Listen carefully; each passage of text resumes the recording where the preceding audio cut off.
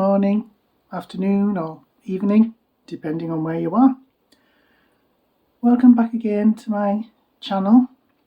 This is just a simple video showing how to make envelopes using an envelope punch, a dedicated envelope punch. So no matter what size envelopes you want to make, you can do it with this. I'll just show you. It is the We Are Memory Keepers envelope punch. You can make envelopes, you can make small boxes as well. Now, I haven't got a card for this. I didn't make a card for this video, but I'm going to show you how you can make one for a standard size card, 4x6. It's very easy to do. You just look for the card size. There are three. Right, I'm going to try and hold this up.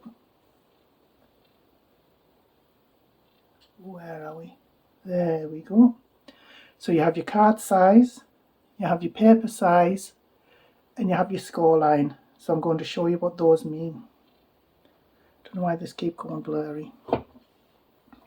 So we are going to look, as I said, at the 4x6. That's a really nice size for a card. So it says that the paper size that we need are 8 1/4 by 8 1/4. All your envelopes have to start off with a square piece of paper. So I'm going to cut a piece of cardstock, thin cardstock, 8 1/4 by 8 1/4, and then I'll be back. Okay, I'm back. Right, now what we have to do, the next thing we need to look at, we have to scroll along to score line. Now the score line is going to be 3 3/8 of an inch. Now in your envelope punch board you get a little, well, it's not really a bone folder because it's not made of bone, it's made of plastic, but I'll just call it a bone folder. You get a little bone folder that tucks away neatly so you don't lose it.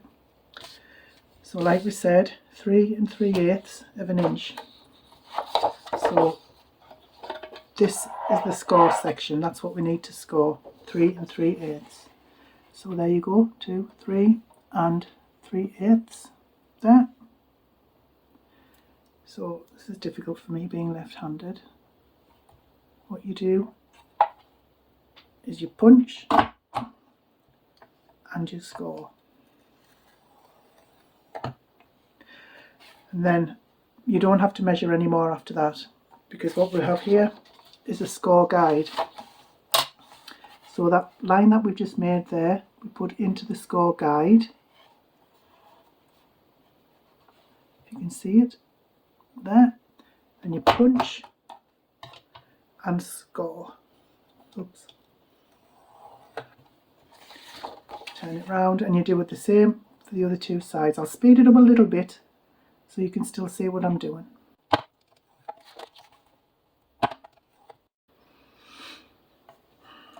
Okay, that's what it looks like now. That's the final result, as you can see on there. We don't actually need this anymore unless you want to round the corners, which I actually think I will do. So it comes with a corner rounder built in, which is great. So you just put it in, make sure the corner's right in, give it a punch and do that all the way around. You don't have to round the corners if you don't want to, I just think it looks nice.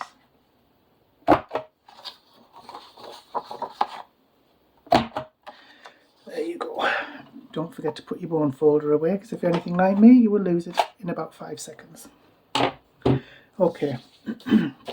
Now, when I make score lines, I like to turn it over. Oops, there's this away.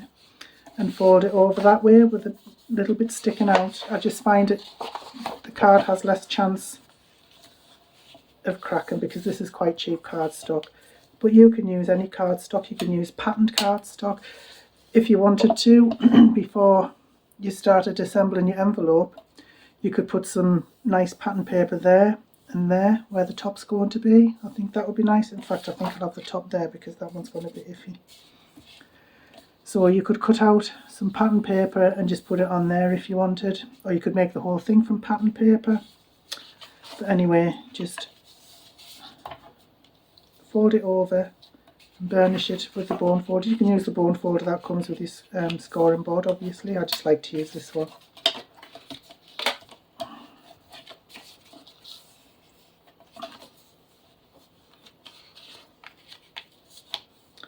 So when you've done that, decide which side that you want as your bottom. Like I said, I'm going to use this side because it's going to be iffy. Hang on, I'm going to try that, punching that again because it didn't go right. That's a little bit better, not much. So the small sides are going to close in. That's going to be the bottom. That's going to be the top of your envelope. So we use whatever glue that you have. I'm just going to use my glue runner here. See if it behaves itself. Oh, yes it is. Wonders will never cease. Right. Kind of behaved itself. Right, so then you fold these sides in and fold the bottom over it and stick them down. You can see my cutting board is ready for a new blade because it's cutting everything jagged at the moment. And that's your envelope. That's really good, isn't it? Now what I would normally do is get some double-sided sticky tape and put some on these edges if I'm going to be selling this card or giving it as a gift, just so some people have a self-sealing envelope and they don't have to use ugly sellotape on it or anything like that. Or if you were selling it, you could cut out some stickers like a little heart or something that could go on there and seal it that way. It's entirely up to you, but that's how easy it is to make an envelope with the scoring board, the memory punch. We are a memory keeper's memory punch board, envelope punch board. It's just so good, so easy to make them. Get the instructions there. You don't have to run around looking for measurements on the internet or anything like that because it's all laid out for you there, which I think is just excellent. I actually upgraded from this to my Sizzix scoreboard and trimmer, which you can make envelopes with as well. I might do a video on that sometime. This is just how easy it is to make an envelope. And like I say, it doesn't matter what kind of envelope or what size envelope you want. You can make any size, from teeny tiny little ones to quite big ones. So I hope this was helpful. I really appreciate, once again, you staying with me till the end. I would love it if you could like, comment, subscribe, share this video. It would really help my channel. So thank you for watching, and I really appreciate you staying with me. Thank you, and have a really good day.